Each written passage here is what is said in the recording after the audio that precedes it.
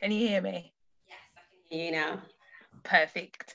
So thank you everybody for joining me on Facebook this evening, and thank you to Chanelle for joining me this evening. I am Claudia Carby and I am the Kitchen Table Talks lead. So a little bit about Kitchen Table Talks. As you can see from the presentation before, we have done a few webinars now, giving some much needed education to parents and people in the community. So Kitchen Table Talks is a service that provides parents with the platform to speak about the much needed conversations that need to happen. So we support parents of children that have been victims and have been perpetrators of youth violence. So I usually speak and support parents where they can offload, talk, get anything off their chest, because we really do believe in the art of conversations and bringing conversations to life. So that's a little bit about Kitchen Table Talks. And I have the pleasure of having the wonderful Chanelle Dennis with us today to speak on the topic of mental health and mindfulness and practicing mindfulness. So I'm gonna give a bit of background to Chanelle. So Chanelle is an accredited Cognitive Behavioural Therapist, CBT for short, by profession. With years of clinical experience, she has worked in different NHS trusts across England, giving her a broad understanding of the experiences and diversity of different population groups. Chanelle currently works as a Cognitive Behavioural Psychotherapist in the Counselling and Mental Wellbeing Department at a university in Birmingham. She has worked with a variety of complex and enduring mental health and substance misuse disorders and has developed an area of expertise in working with anxiety. So when we decided to put on this webinar, we thought, who else can we ask other than Chanelle? She has got the expertise, experience, and just the knowledge to equip us with, I'm sure, the answers that to the questions that we've been given. Hope so. Yes, most definitely. So it has been a pleasure to have you here. How are you? I'm good, thank you. I'm good. Very well. My birthday is Friday, so I'm feeling excited. Oh, yes. And it's a special birthday, isn't it? Yes, the big 30. But you don't look it, so it's good. It's all good. Oh, dear. So we had quite a few questions come in, which is fantastic. So hopefully we can get through all of them. And if we cannot get through, we will definitely make sure the information is answered and we can get that out to everybody. So Chanelle, are you ready? I am ready. I'm ready. Okay. So the first question, how would you describe mindfulness and what are your top tips about practicing it? Okay, so I'd definitely say the clue is in the word with mindfulness. So it's about being fully present in the moment, in the here and now. Often when we're experiencing like anxiety or low mood, we're not really in the moment. We're not in the here and now. We can be in the future worrying about things, or in the past thinking about what's happened, what could happen, what might happen. So we're not here. We're missing what's going on around us. So mindfulness is literally being in the moment, drawing your attention to the here and now and experiencing the here and now as it happens. It sounds easier said than done, but often it's actually quite difficult to practice because we're human and our mind naturally wanders and we think about 101 things at a time. But that's me. And that's a lot of people. So it is a skill. It's something that we can definitely all do by any means. But it is definitely a skill that requires a bit of practice in order to kind of really be able to fully utilize it.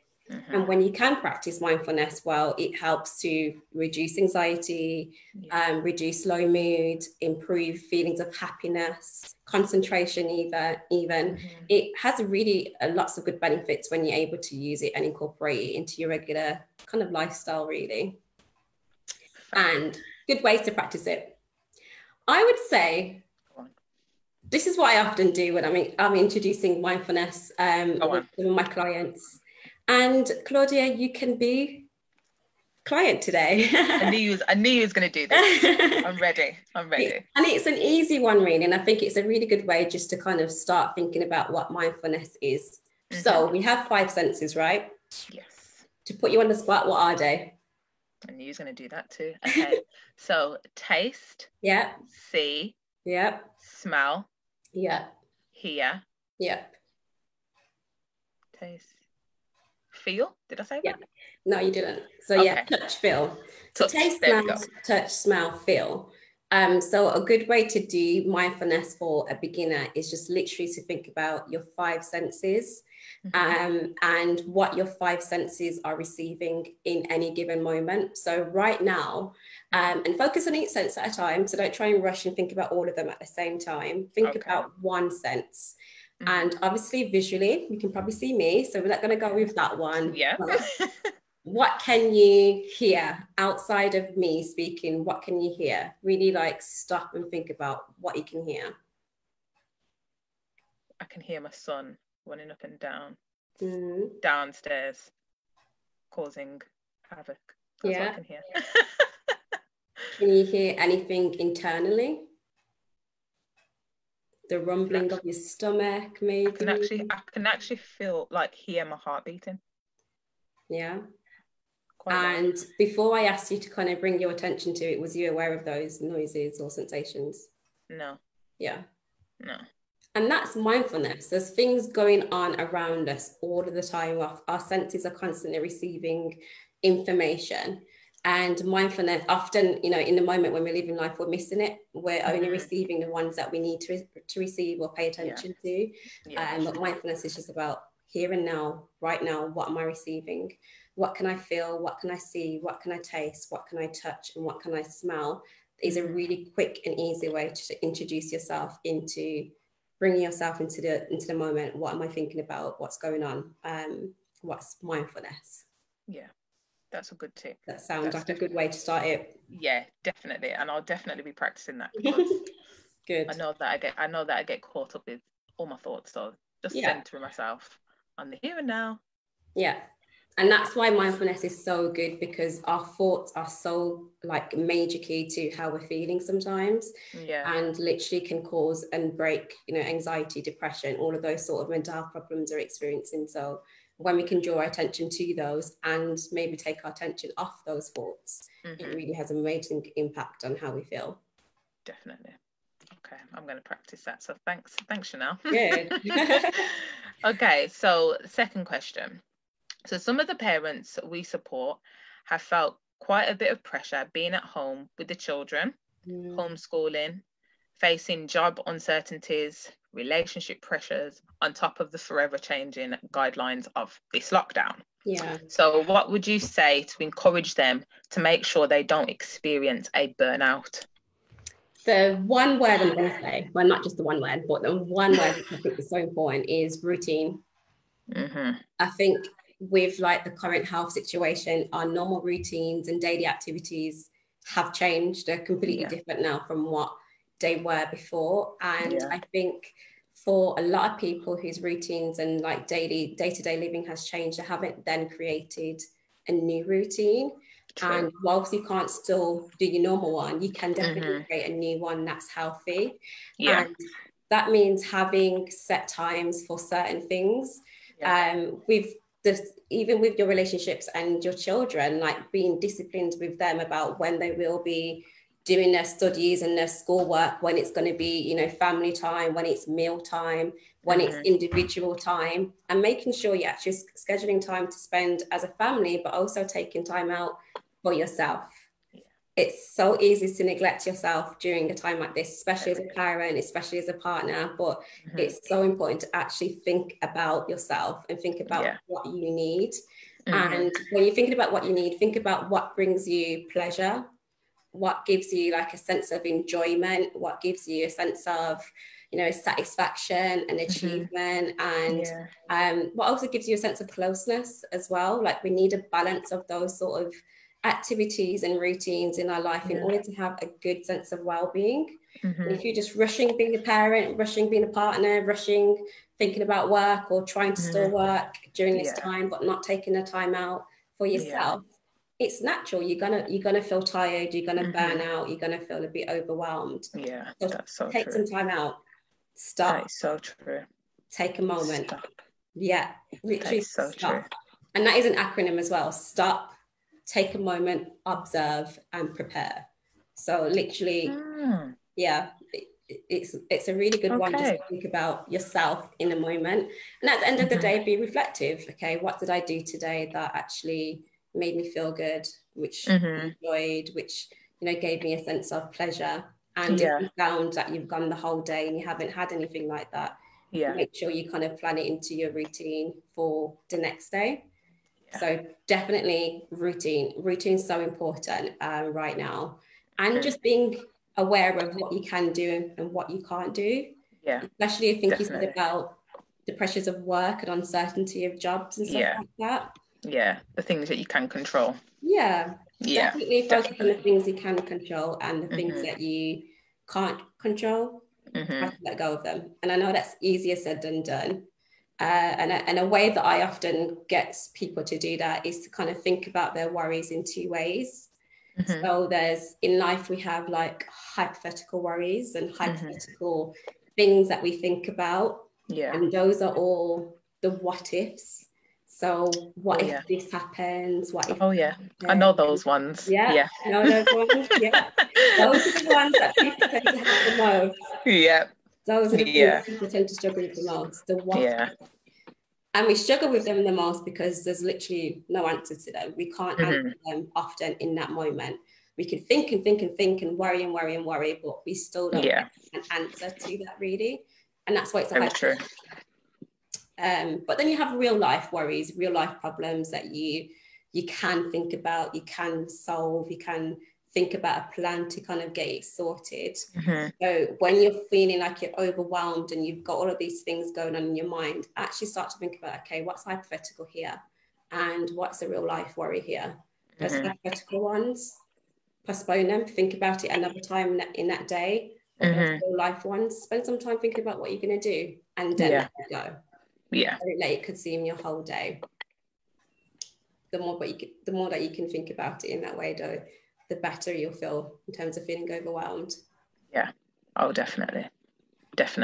Okay. So thank you for that one. My goodness. Okay. So the next question. Some of the parents I have spoken to have been worried about their child's mental health. Their children can be in their room all day and awake all through the night until the morning. They have lacked motivation also. What would you say to that parent that wants to support their child through their mental challenges? I would definitely say all of the above applies. So what I said about the routine, for the children as well. So getting them into a routine, especially when they're at an age where they kind of have to follow your rules and stuff. Get them into a routine. So get them into bed at a certain time, get them awake at a certain time, have regular meals at certain times, kind of put those expectations on the children and try to ensure that they adhere to it. As they get older and teenagers and older than that, obviously it's their own thing. They do their own thing and you can't really tell them what to do, so to speak. But I would definitely say try to kind of foster a really open relationship and conversation, and try to be direct with them. So if you're noticing that your children are, spending all day in bed and then, spending all night awake, actually address that specific issue with them. So I've noticed that you're in bed a lot. What's going on? Is there anything that I can help you with? Or, I notice when I'm speaking to you, very snappy and irritable with me, or you don't want to talk. Actually address it. Be direct. I'm noticing this is going on. What's it about? Let's talk about it. and actually schedule a time for you to talk about it. Yeah. But be mindful of how you come across to them. Like, don't be like coming in their rooms like, I was just about to say, yeah, it's how you address them. It's definitely how you address it. I think the more empathetic you are to them, and more kind and caring you are to them, the more that they're going to be willing to even firstly engage in conversation with you, and maybe tell you about what's going on for them and how they're feeling. I think definitely about creating a routine for them is going to be so useful. It's so important. It's so easy to like lose your routine and to stay in bed and to not get dressed and to eat whenever you want, and especially when there's nothing to do. Literally, you can't go to school, you can't go to work. It's so easy to do that. But our mental health and well-being, really, we're creatures of habit. We really need a routine for us to stay well and have a good sense of well-being. Definitely. Get them into a routine, talk to them, be open with them. Try to get good habits in there for them. If they've got a bike, encourage them to get out on the bike. You know, if you've got friends that you know they haven't chatted to in a while, get them to give them a call or ask about that friend. How's that friend doing? I haven't heard about you speaking about them in a while. Encourage them to actually get in touch. Yeah, that's true. Actually, that's a good point. Yeah, that's a good point. The thing with children as well, they look at you. Children look at their parents. So, you know, they're going to be kind of copying you, so to speak. So definitely. If you don't have a routine as a parent, and if you're just kind of doing whatever, whenever during the day, and getting dressed on some days and not getting dressed on the other days, the child's got no reason to think not to do that. Not to do that. Yeah, it's so true. So true. Yeah. So be mindful of your own habit as well. Okay, that is a good point. Right, so I think, the next question kind of links to it. So is it best to practice mindfulness with children, the family, or solo? And should it be done on a weekly basis? I would say all of them. You can do it all of them. Yourself. You can do it as a family. You can do it with children. There's no right or wrong way to do mindfulness. Especially as mindfulness is literally being present. It's being in the moment. So you can do it as a family. You can do it by yourself. A really good way to do it as a family is to do it at meal times. So going back to what I said about the 5 senses, you know, at the beginning of the meal, maybe it's like that first bite, you stop and you're saving that first bite rather than pushing it all down. Get up quickly.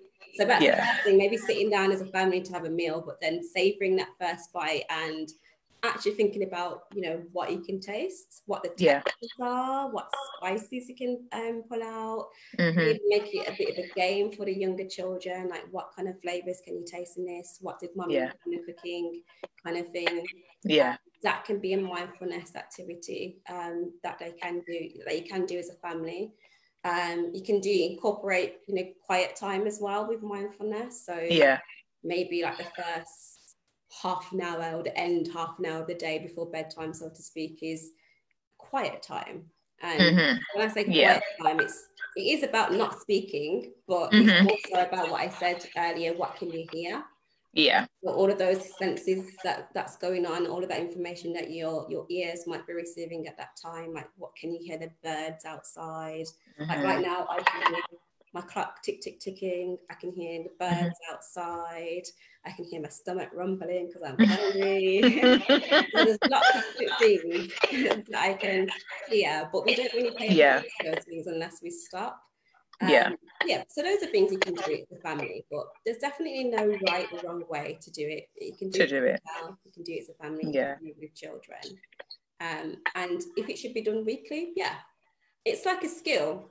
Like if you're learning how to drive, for example, the more often you learn, like you have normally when you learn to drive, you have like lessons every week, don't you? We try to. But when you stop and don't have a lesson for like 4 months and then you start again, you tend to like go back a little bit and lose that skill. So mindfulness is the same thing. It's like any new skill. So the more that you practice it, the better you'll become at it, and the more that you'll learn to do it more easier, because initially it will be hard, and you'll notice that your mind will wander. But that's fine if it wanders. Just bring your attention back to whatever it is that you're being mindful on or mindful about in that moment. Weekly, daily, even, however often. Daily. Definitely. I know that for me, I know that I started to, but as you said, once you stop, then it's like kind of back to square one. So I know that I need to keep going, keep practicing, so it's literally a habit where I'm like, okay, cool, this is my section of the day where I'm going to practice my mindfulness and just be in the moment. So definitely. And I think that's a really good way to think about it, because it is a skill. So the more you practice any skill, the better you become at it. The less that you practice it, the harder it is to actually do that skill. The more you do it, the better. Fantastic. Thank you for that. Okay, so how would you encourage someone that finds it difficult to talk about how they are feeling?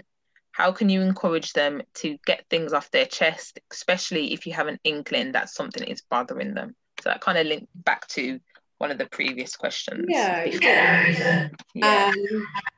I get the first thing I would say to that is you can't force people to talk. Yes. And you can't force people to open up if they don't want to. When it comes to our emotions and our mental health and well-being as a society, it's not something that we easily talk about at the best of times anyway. So I definitely think it's important to try and not force that person to talk if they don't want to talk. But if you know that there is something going on for them, and it would be helpful for them to talk to either you or someone about them, encourage them to kind of get it off their chest and to talk about it. Create a time and a space where they can do that. Maybe like it might be a little chat that you have with them. Oh, I've noticed that this is going on for you. I've noticed that you've been really quiet recently. We have a chat on Wednesday night and talk about it a little bit more. So actually planning a time rather than spinning it on them right then and there, what's going on for me right now, how you're feeling. Actually give them like a time and a space where they can gather their thoughts, think about how they're feeling, and think about what they want to share with you. And listen. I think that's an important thing, because literally, sometimes we think we're listening, but we're not really listening, or we're listening. You're just waiting to respond. And sometimes it doesn't even need a response, what that person is going to say or wants to say. Sometimes it's literally about just being there, just being present for them, and being that open ear for them to talk to. So actually try and exercise the skill of listening rather than responding. They don't always want advice. They don't always want suggestions. They just want to know that I heard what you said and I'm here for you. Or I don't know what to say in this situation, but I'm glad you've told me. Those kind of responses sometimes are the best, rather than trying to solve that problem that they might be having, that feeling that they may be having. So definitely try to listen to them. Definitely. Definitely. I'd also say try to just do bonding activities together with that person, because especially thinking about maybe children, parents and children relationship. Sometimes because we think we're the parent, the children should just tell us. But it's not an automatic given that will happen. But actually we need to have that sense of security and safety and that relationship with you in order to feel comfortable to actually share, their innermost feelings and their thoughts. So don't just assume your relationship with that person should tell you or will tell you. Actually make sure that you've got a bond with that person, an active bond, so that they can have the opportunity to share more with you naturally as well. You kind of trying to plan it or anything like that. So I think that's something else to be mindful of as well when trying to talk. I agree, because it was said in one of our other webinars that we did with parenting coach Sharon Williams, who's my mom, funnily enough. She was saying it's so important to build that first foundation of building that relationship, because if you don't have that relationship, then you can't expect them to open up. Exactly. And you know, with kitchen table talks, we make sure we provide that space and that platform, that like culturally informed, psychologically informed space where people can feel comfortable enough to open up and speak, because things are familiar to them, like they're sent, like the things that they're seeing, things that they're tasting, it's familiar to them. So it's so important. It's so important to create that platform and that space where they can just open up. Definitely. So it will definitely make it easier. So I definitely agree. And I think the last thing I would say is actually be mindful of your own behaviors or your own body language. Yeah. So as a therapist, we use body language a lot. Well, I wouldn't say a lot. It's just something that naturally we pick up on in sessions. But I think it's important for that person, when you're trying to get them to open up to you, that you're actually receptive and open in terms of your body language. Yeah. And again, I'm using like a parent-child example, but you can't be talking to them like, so what's going on? Yeah. You think they're gonna automatically closed off. Yeah, defensive. Yeah. You've got to be like mindful of your body language, like literally open yourself up, like, and be able to have that open conversation. So just little things like that sometimes we're not aware of. And I think culturally is something that we do a lot. Just kind of have that stance, but the more open we can be, I think the easier it would be for that person to open up. But I think the main thing and important thing is to remember, you can't force someone, let them do it naturally. Yeah. It's force, it's not as nice. It's not nice. Yeah. And it's not often nice for you as a receiver either. Yeah. Yeah, definitely. Okay. So thank you for that. They are amazing answers. Okay. So the next question. Right. Do you recommend writing or documenting your mindfulness experience after you've done it? For that, I would say, again, there's no right or wrong answer. It really depends. Some people are writers and they would love that. Other people aren't, and they don't want to do that, or they don't even need to do it. I think it definitely depends on the type of mindful activity that you're doing. Like going to like one of the examples I said earlier about being mindful of that first bite of food, you probably don't want to then go and write down, I could taste some curry and some ginger, you know.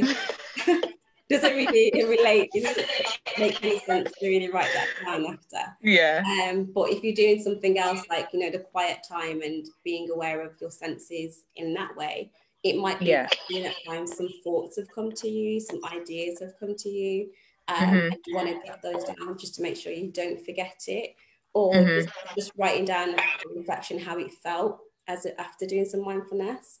A lot of people say they feel relaxed after. And that's an important thing to say, actually. Often people think mindfulness is a relaxation exercise. It's not a relaxation exercise. The consequence of it is that you often feel relaxed, but not a relaxation exercise. But yeah, so journaling, if you're a writer and you enjoy it, by all means, go for it, write it down, be reflective about what you experienced during that time. But I think that's definitely individual choice. If you enjoy it, you do it. So it's okay as well. Yeah, definitely. Depends on what your passion is. If you like writing, then go ahead. If you like singing, sing about it. If you like painting, paint about it. You know, that kind of thing. Definitely do that. Yeah. But then alcohol is good. It's a good thing to do. Yeah. Okay. So, next question. Do you think there should be some emphasis on mental health support for post-lockdown, and why? Definitely. Yeah. One answer.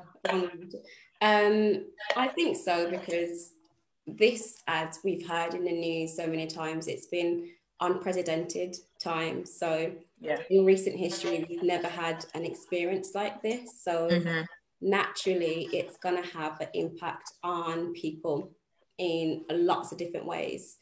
So firstly, the people who have experienced COVID-19 and got through it, you know, maybe the trauma of having that and living through it. Even if it wasn't very traumatic, just that anxiety and that worry that would have been there. Oh my gosh, I've got COVID, like what's going to happen? I'm hearing about people, you know, dying, you know, is that going to be me?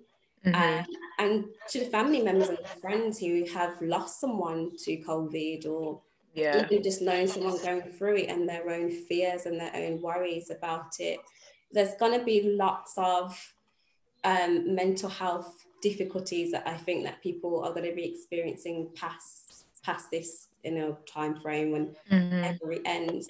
Now they're probably experiencing it already, and it's more so when things return to normal. I know that some people have been saying that they're just anxious about getting back out there in general. So they're worried about being around people. They don't want to go back to work. They don't want their children to go back to schools because they're worried, you know, that it's still there and that you can still catch it in some way. So definitely it's going to be needed mental health support. And I know that a lot of services have already started thinking about, you know, how they can offer support in that way to people who need it. And, you know, in my service, well, the university, we started thinking about how we can support the students when they return, how they will return. So it's conversations. Yeah, that's really good. Conversations that are definitely being had already in services. And I think services are definitely aware that there's going to be an influx almost of people needing support. And training is already starting to go out about how we can best support people who've been through this.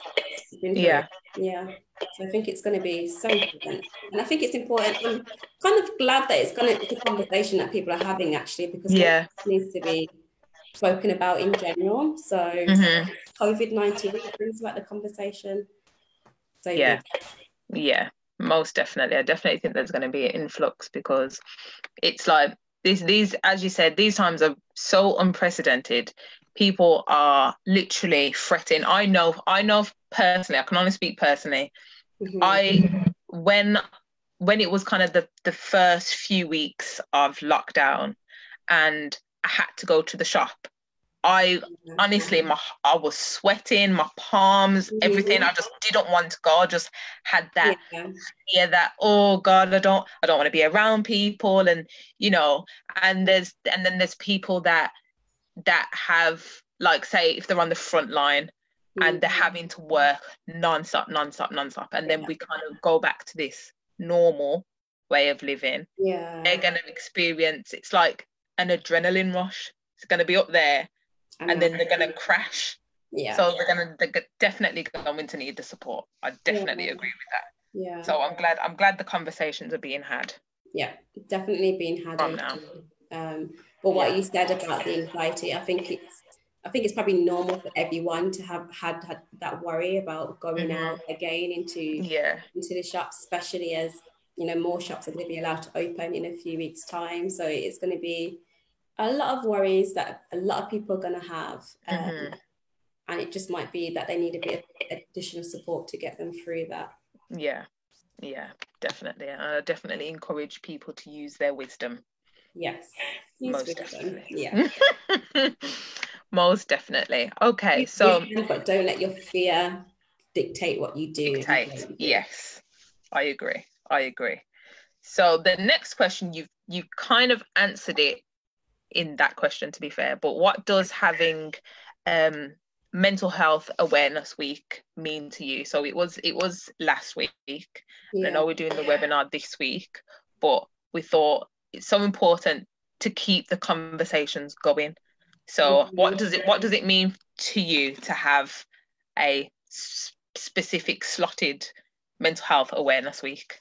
I think it's good. I kind of feel two ways about this. It's good because it helps to, you know, raise awareness about mental health. And it means that conversations are being had more, so it brings attention to people who maybe don't think about it. But then the only other feeling that I have about it is that it shouldn't just be a week.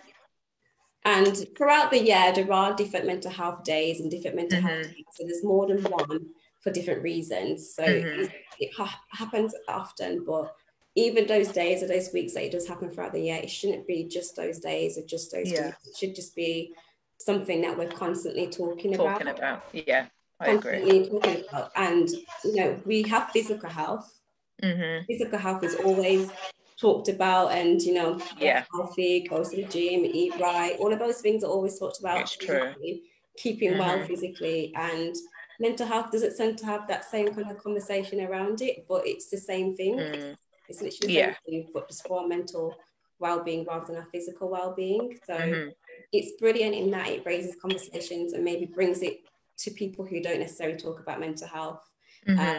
But I just feel like it should be a conversation that we have all of the time, because mental health is something that we all have. We all have. And that's another thing to kind of be mindful as well, because we think that I'm not mentally unwell, so that means I don't have mental health. Yeah, you do. Everyone has mental health, just like we all have physical health. But just like it can be physically well, sometimes it can be mentally unwell. So it doesn't mean you don't have mental health just because you're not mentally unwell. It just means that you're mentally well. But we can get mentally unwell as well. So that was good to note, most definitely. I think people do feel like that some people are exempt to feeling things. So it's definitely important to know that. Like, physically we can all get the common cold and flus and different physical health problems. It's the same thing with mental health illnesses as well, especially illnesses like depression and anxiety. Like they are really common. 1 in 4. So every 4th person that you see or you speak to has experienced or is experiencing some sort of mental health illness in regards to depression or anxiety right now. So that's, if you think about it, that's a lot of people. That is a lot of people. So definitely, it doesn't mean no one's exempt from it, so to speak. I just think people have different ways of managing it. Some people are able to manage their mental health better, and some people struggle a little bit more. I don't think anyone's exempt from actually having a mental illness, so to speak. Yeah, I agree, most definitely. Okay, so are there any mindfulness videos or resources that you'd recommend for people starting out? So beginning their journey.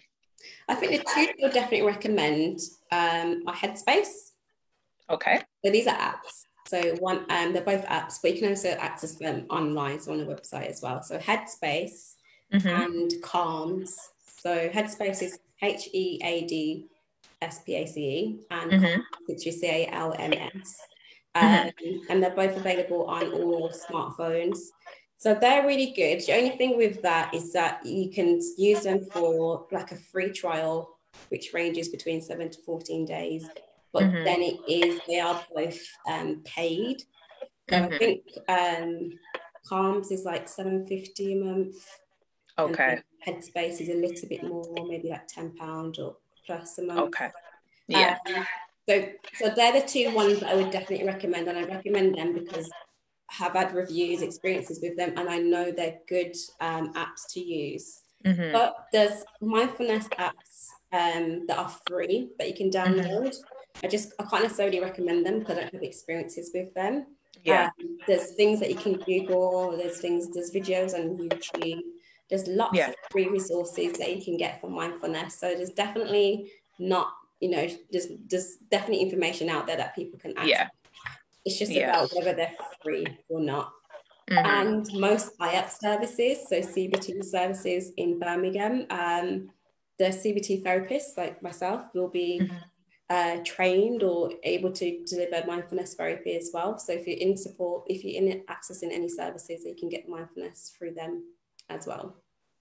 Brilliant. I think it's important to note that even if it is you do have to pay for the apps, if you are looking after, if you would go to the gym, you'd have a subscription anyway. You'd pay anyway, wouldn't you? So if you think of it like that, okay, if it's going to help my mind become better and become healthier, then just invest in it more, I'd say. And I like that analogy. We pay for the gym, Yeah. so you want to take something for your Right. mind. Exactly. Exactly. So we actually have had a few more questions come in. I think they've come through Facebook. So we've got a bit of time to go over a couple of them. So the next question is, what would you do if you think someone has a mental health difficulty but wouldn't acknowledge it? It kind of goes back to that earlier question, I think, about how to encourage someone to talk. Yeah. And I know I get this question a lot, and I know it's a really, really difficult situation to be in, because when it's someone that you care about, you want them to get the support and the help that they need. Unfortunately, you literally can't force people to access mental health services. The only time where you can force them is when they're at risk to themselves or to other people in society. And then that's when the law comes into play, so to speak, and they have to access services. Otherwise, it's literally them. It's their choice. And it needs to be their choice as well, because with therapy, it's something that they've got to be involved in. Like, they've got to be an active participant in therapy in order for therapy to be useful. I've definitely had this experience where people have come because their partner has said, or their parent has sent them, or something like that. And the motivation for therapy isn't the same. Like, someone who comes to therapy, like, this is what I'm experiencing and this is what I need help with, is definitely more motivated to make change and to do change, rather than someone who's coming, my mum told me to come. So it's difficult. I appreciate it. It's such a difficult position to be in. But the same thing that I said earlier applies. Encourage them, have open conversations with them, get them to talk about how they're feeling, and get them, talk to them about why you think getting support would be helpful for them, like what would be the benefits of it. Like, you notice that you're struggling to share information with me, this could be your partner, and but I really think that it'll be useful for you, so maybe it might be helpful for you to talk to someone else. Or, I know you're worried about what I might think, or I'm going to think about you differently, but I won't. But I still go and speak to someone. So just be mindful of how you speak to them about it. Don't force them to do it, because the more that that person is so true, the more resistant they're going to be to access it. It's definitely an individual choice. That person has to come to that decision themselves in order for it to be useful. It's so true, because I've spoke to parents, even family members that have kind of been forced, that said, you really should get counselling, or you really should go to therapy. But if you're not in that space where you're ready and then you're forced to go, you're gonna have a bad experience. So then when you've come back from it, you're gonna be like, oh well, counselling didn't work, or therapy didn't work. But really, you might not have been ready to receive the help. So you've got to definitely be an active participant in wanting to change. So definitely don't force anybody, just encourage. And if someone feels forced, they become resentful. True. They become resentful of that person that's kind of forced them to go.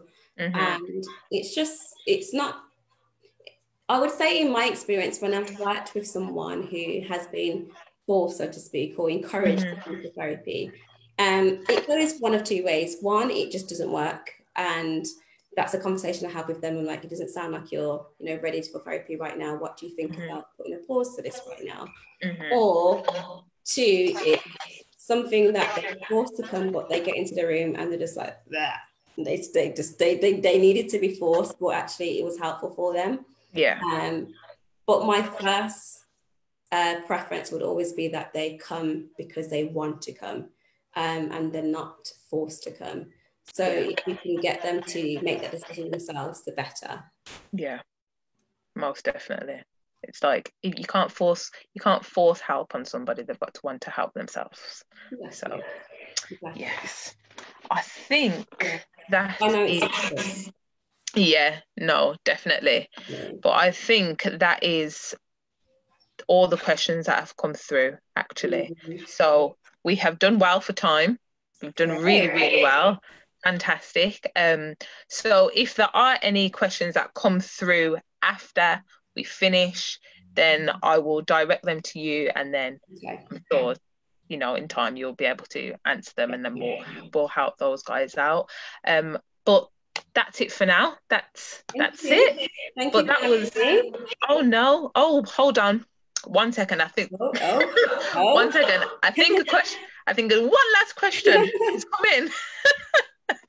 Hold on 1 second. Cool. Let's see. I'm waiting. Let's see. Let's see if we can squeeze it in. Hold on. Is it coming? Or are we going to wait for after? I don't. I'll have a sip of my water whilst we're waiting. Okay, that's fine. I think we might actually. Okay. What would we say to people who are struggling, who say they can't breathe? Panic attack or anxiety attack. Yeah. First of all, you can breathe. Often they have this catastrophic thought, I can't breathe, and that just exacerbates anxiety. And because anxiety is like such a physical kind of mental health issue, because it's caused by adrenaline, it will just exacerbate your breathlessness. It will just make you feel like you're not taking in enough oxygen. But that's your mind telling you that you can't breathe, and you can breathe. No one's died from an anxiety attack or a panic attack. That's really important to remember when you feel like you can't breathe, and remembering that it is anxiety. It's not, something else instead. But breathing exercises are a really good way to just regulate your breathing. Because when you're feeling like you can't breathe, you tend to breathe in really shallow, like from your chest region. So it's not, you're actually not getting enough oxygen. You're not getting proper oxygen in. So it makes you feel like you can't breathe. So doing breathing exercises, really help. So let's do one. Okay, come on then, let's end on a high. This is one that I do a lot, actually. It's a really quick one and it's really easy, and it's called square breathing. Okay. So, thinking about a square, if you want to, it's called square breathing. But I want you to take a deep breath in for a count of 4. Hold. Now? Not yet. Okay. Sorry, eager. Yeah. Hold for a count of 4. Breathe out slowly for a count of 4. Hold for a count of 4. So that's in for 4, hold for 4, out for 4, and hold for 4. Does that make sense? Okay. Yeah. So do it on my tone as well, so on my count, and make sure it's a big deep breath in and a slow breath out. Okay. Ready? Yeah. So in, deep breath, 3, 4, hold, 3, 4, slow breath out, 3, 4, hold, 3, 4, deep breath in, 3, 4, hold, 3, 4, slow breath out, 3, 4, hold, 3, 4, deep breath in, 3, 4, hold, 3, 4, slow breath out, 3, 4, hold, 3, 4. One more time, deep breath in, 3, 4, hold, 3, 4, slow breath out, 3, 4, hold, 3, 4. How was that? I feel all relaxed. I feel all airy. Does that make sense? I feel all light. Yeah. And I love that one because the effect of it tends to be kind of like instant, like as soon as you start regulating your breathing, you feel relaxed straight away. No, definitely. And it's really quick and easy to do something like that. You can just do it whilst you're sitting down, while you're watching TV. Even when you're washing the dishes, you can be doing squared breathing. So it's a really good one. which just helps to regulate your breathing. It also shows that you don't need to be going like this because you're holding your breath for 4 seconds. You can actually hold it for longer and still be totally fine. So square breathing is something that's really good to practice. But I would definitely say be mindful of your thoughts. Your thoughts is going to tell you that you can't breathe. What the thought is lying to you, that's just your anxiety. You will be fine. Okay. I'm so glad that we ended on that breathing exercise. I'm going to encourage everybody in the house to do it now. Yeah.